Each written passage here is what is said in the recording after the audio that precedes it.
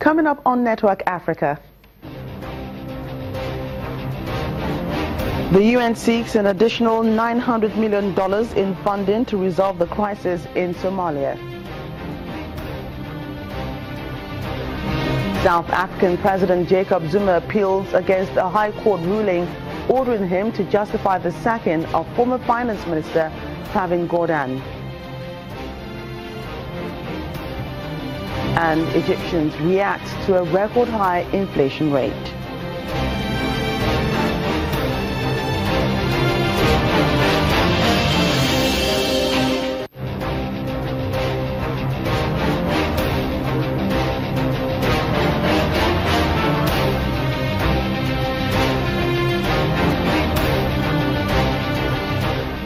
Hello and welcome to the program. I'm Joke Rogers. World leaders are attending a major summit in London on Somalia.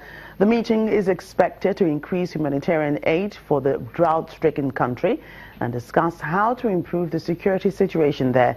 Speakers include UK Prime Minister Theresa May, UN Chief Antonio Guterres, and Somalia's President Mohamed Abdullahi Farmajo. The UN boss says that the global organization is seeking a further $900 million this year for Somalia, where more than 6 million people need humanitarian assistance and 275,000 malnourished children are at risk of starvation. As an international community, our commitment to Somalia matters. Not just because it is right to help Somalia to overcome the threat of terrorism and the devastating effects of years of famine and bloodshed, but also because these challenges that face Somalia affect us all. If Somalia is a foothold for terrorist groups like Al-Shabaab and Daesh, if global trade is hijacked by pirates in the Indian Ocean, or if millions are continually displaced in a desperate bid to escape poverty and drought, the impact of instability in Somalia is felt across the whole region and the wider world. As we meet today, Somalia has a critical window of opportunity. The election of President Farmajo and his mandate for reform provides a unique chance for Somalia to take control of its security and to build an inclusive political settlement with new economic development that can help to create more jobs and livelihoods for its people.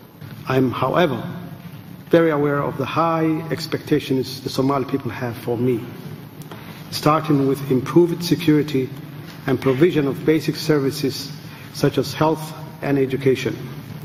Although we are working tirelessly to meet everyone's expectations, in the meantime, we hope to gradually improve our citizens' lives.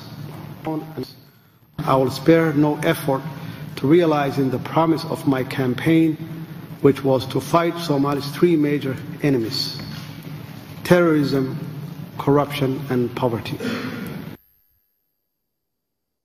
Let's get more on this story from a security consultant, Chidi Nwonu, who joins us live from London. You're welcome to the program. Thank you for having me. First of all, Chidi, this is the third such London gathering on Somalia since 2012. How useful would you say these meetings have been on resolving the crisis? The meetings tend not to produce solutions. They produce lots of memorandums and lots of pledges, but I mean, as you'll see from the last, iterations of these conferences, there's not been a massive change in Somalia's situation. The drought has returned, famine has returned, and the security situation hasn't necessarily improved. Somalia has been described as chronically unstable and ungoverned and threatened by Islamist militants, piracy and famine. What exactly do you think world leaders in London should be focusing on at the summit? I think what the main focus is of the conference on security, governance, and economic development are key to the whatever's going to come out of Somalia in future. But it's the implementation that is the problem. So in terms of without governance, you can't develop your security forces who can then create security, which will then enable economic development. So all of these are interlinked for Somalia's future. But the problem, as it ever, is in the implementation. So the Somali government is currently, tied down in Mogadishu, constantly under attack, and there's been lots of allegations of corruption and nepotism. And until these things are resolved, you can't resolve the bigger issues. According to the Ethiopian Prime Minister now, Al-Shabaab is on the retreat, but it still hasn't been eliminated. Apart from the efforts of African Union troops and the use of U.S. drones to tackle this group, what else do you think the international community and the Somali government should be doing to combat this menace? The biggest solution, or the best solution rather, to the insecurity in Somalia is going to be a Somali army and a Somali police force.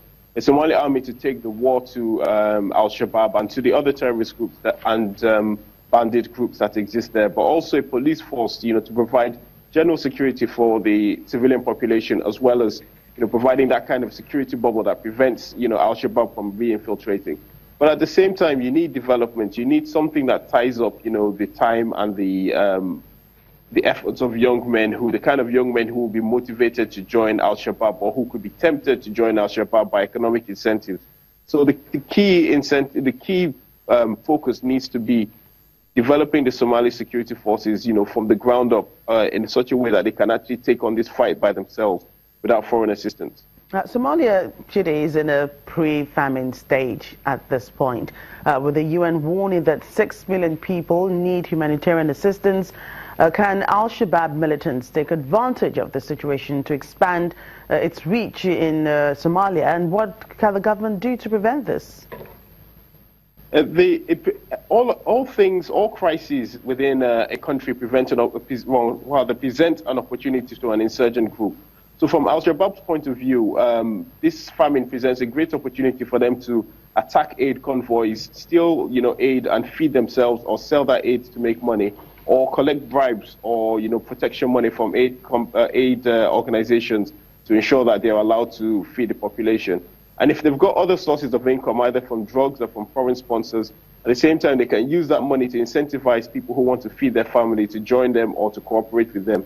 So the counter, of course, for the Somali government is, as I alluded to earlier, is, doing their job of providing good governance, and good security. It's going to be very difficult when you've got a population that is starving and needs assistance to go out and try and look after them at the same time as you're trying to fight Al-Shabaab. But unfortunately, that's the situation they're in.